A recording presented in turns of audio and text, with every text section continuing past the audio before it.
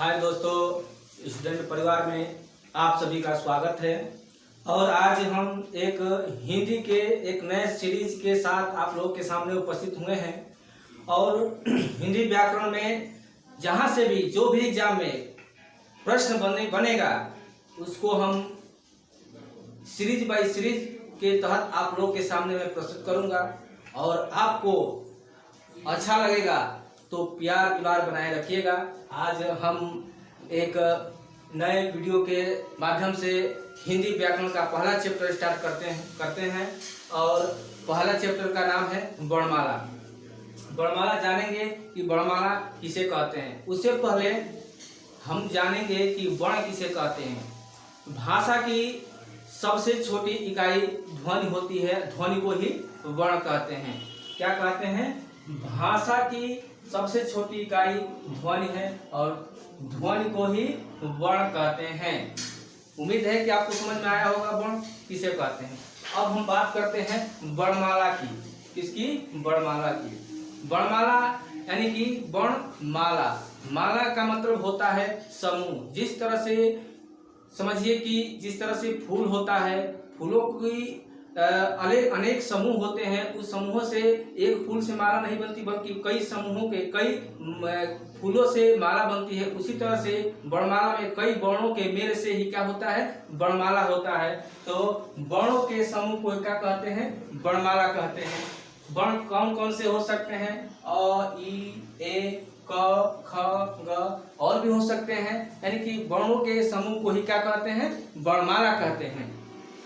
उम्मीद होगा कि आपको समझ में आया होगा। उसके बाद में आगे चलेंगे। वर्ण कितने प्रकार के होते हैं? वर्ण कितने प्रकार के होते हैं? तो वर्ण दो प्रकार के होते हैं। एक स्वर होता है और एक व्यंजन होता है।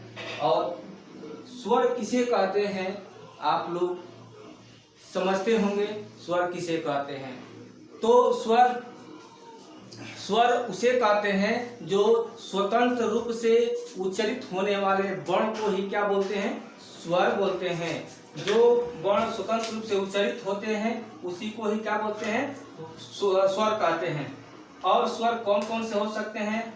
अ हो सकते हैं, छोटी ई, बड़ी ई और छोटा ऊ, बड़ा ऊ, ये सब क्या हो सकते हैं? स्वर हैं। और पूछा जाता है एग्जाम में कि स्वर कितने होते हैं, स्वरों की संख्या कितनी होती है? तो स्वरों की संख्या 11 होती है। कितनी होती है? 11 होती है।